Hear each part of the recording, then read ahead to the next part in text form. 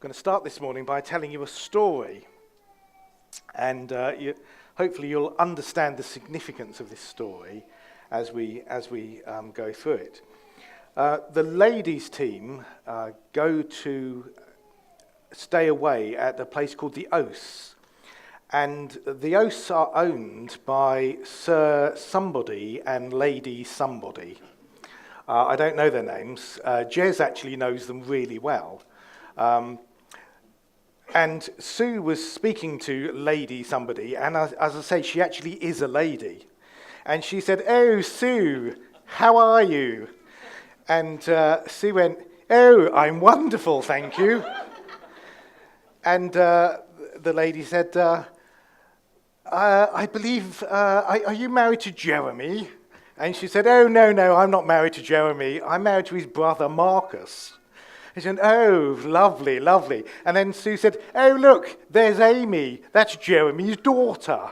And Amy comes over, and Amy goes, "Oh, pleased to meet you." And it's like, what is going on here?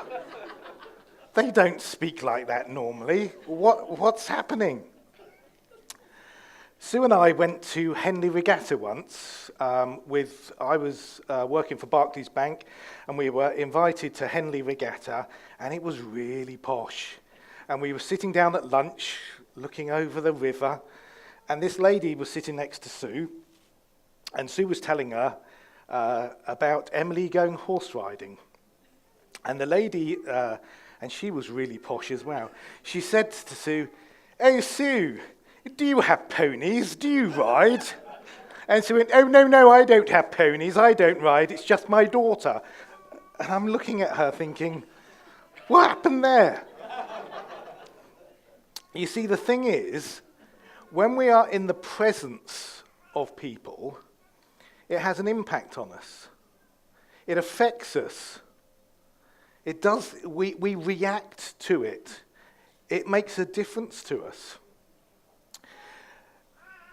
And if we think about this, we know that's true. There are, for instance, there are people who eat really healthily, and if you spend a bit of time with them, it affects how you eat. You start to think, "Oh yeah, actually, they're right. I need to eat more healthily."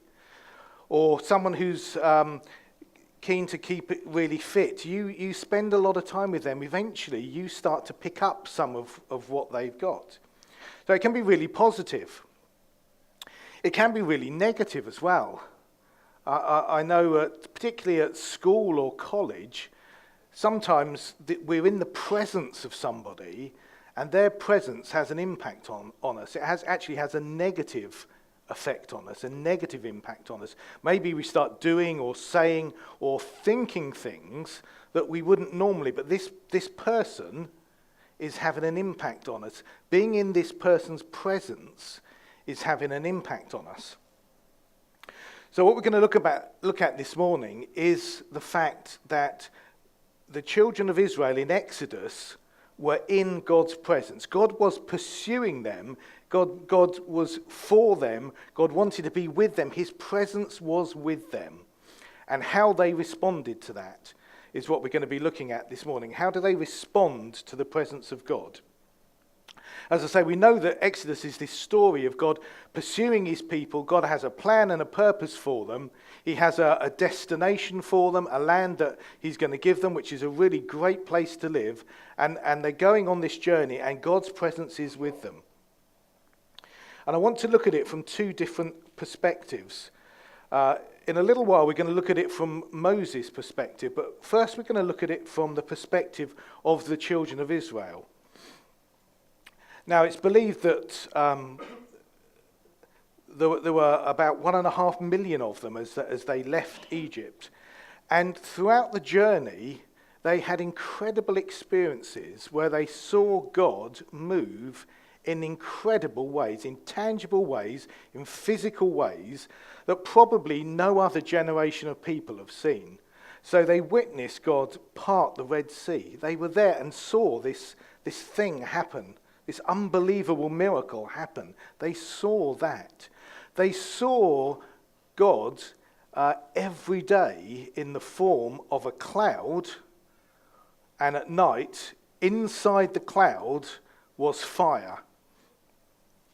And they saw this was like a permanent thing that they had to see. The presence of God was there.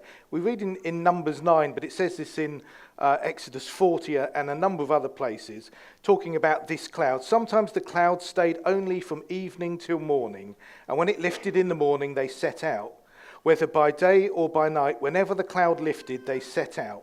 Whether the cloud stayed over the tabernacle for 2 days or a month or a year, the Israelites would remain in camp and not set out, but when it lifted, they would set out. At the Lord's command they encamped, and at the Lord's command they set out. They obeyed the Lord's order in accordance with his command through Moses. So there was this cloud that actually sat above the tent of meeting. The tent of meeting is where Moses used to go to actually meet with God. And this cloud just sat there, and if it moved, they moved. If it stood still, they stood still. But they knew all the time that they were in God's presence because they were where the cloud was. So they had this thing where they were actually able to see the presence of God. They had manna provided for them. So there's 1.5 million people wandering around in the desert, and God provided food for them for 40 years. It's incredible when you think about it. The problem with some of these stories is we know them so well. We think, oh yeah, God provided manna.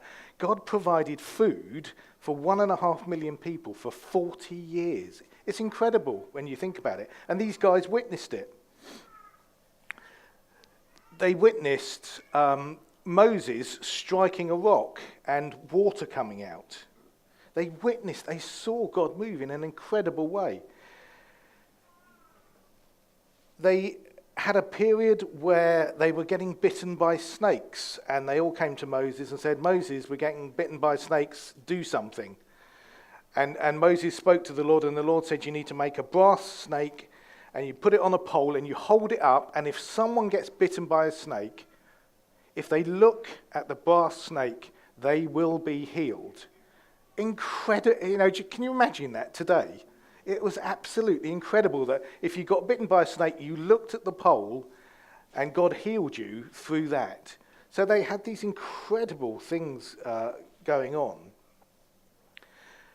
But I think they saw God and they experienced the presence of God in almost like a public way, in almost a bit of a detached sort of way. They saw these things going on, but it was at a distance. We're going to talk about Moses in a minute. Moses went into the tent of meeting. Moses went to Mount Sinai. Moses actually connected with God in a really personal way. But for a lot of the children of Israel, they didn't have that personal connection with God. They almost knew God in a public way, in a slightly detached way. And I think that's really significant. Because I don't think they had that real knowledge of God. They'd seen these things happening, but they didn't have that personal knowledge of God. And we see that in the way they behave, I think. And I think we could see this in church. We can hear people give testimonies of what God has done in their lives. We could see people healed, and we have this sort of public view of it. We have this slightly detached view of it. We can see it going on, but it isn't our experience. And I think that's what the children of Israel were like. They saw these things happening, but they weren't their personal experiences. As I say, I think we need to be aware of that. We need to be aware that we could be in church, we could be seeing things happening, but we're detached from God. We're not really connected with God. And, my prayer would be that we would all have a really personal connection with God. So let's look at Moses. We read in Exodus 3 about where Moses meets God in the burning bush. He has a personal encounter with God. He meets with God. And you can always tell when people have had a personal encounter with God because something changes. People never meet God and they stay the same. Something changes in them.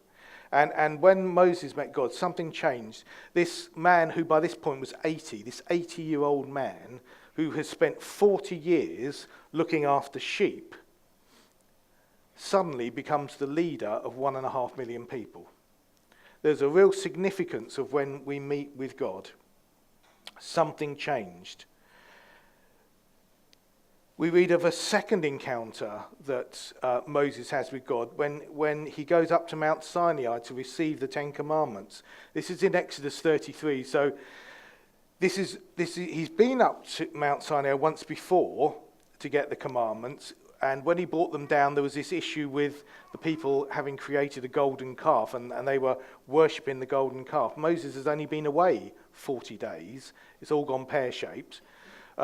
And he throws the tablets down, and then he has to go back up the mountain, back up Mount Sinai to meet with God again. God gives him the tablets again. And in Exodus 33, it says this about when he comes down from the mountain. It says in verse 14, the Lord replied...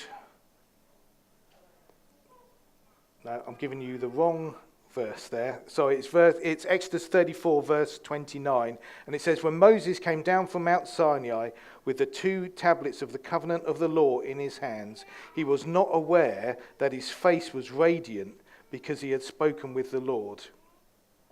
So he comes down the mountain. He's not aware that his face is shining. Everybody else is aware. They look at him and they can see something wrong. Well, not something wrong. They can see him and they can see something different, and they actually shy away from him. They don't want to approach him. But there is something different. See, he has met God again. When we have this personal encounter with God, something changes. And Moses had this intimate meeting with God. You know, he was really privileged. He wasn't looking at stuff from a distance. He was in this position where he was actually meeting with God in an intimate way. And then we hear that after the children of Israel start to move around, that Moses meets God in the tent of meeting. This tent that they set up, which they call the tabernacle, Moses goes in there and meets with God. There were really, really strict procedures about what the tabernacle looked like, what this tent of meeting looked like, how it was put up, who put it up, what the things were that were inside it, what were they made of, how were they made, what they had to do to go into the tent of meeting, what they had to do to actually go into God's presence. There was all these really complicated procedures. But Moses was able to go and be in God's presence. You know, for us, we are so privileged, but we don't understand it. We don't realize how easy it is for us to go into the presence of God. We don't have all these procedures. We don't have to do it a certain way or a certain day of the week or follow whatever. We can just access God's presence. We can just be in the presence of God. And, you know, I think we really actually take that for granted. You know, I think if you look at the children of Israel, it's really easy to say they were terrible, they did this, they did that, they did whatever. But they had an understanding of how awesome God was. You know, that even in the procedures that they had to go through, they had this understanding of how awesome God was. And I think we've possibly lost a bit of that because God is so familiar to us. It's so great that we can call God Dad. You know, that is a really wonderful thing. But we need to remember who he is, that he's an awesome God. And I think we can learn something of that.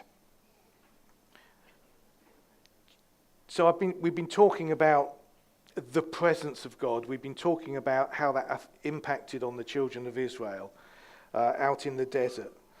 What about the presence of God for us now, today? What does that look like?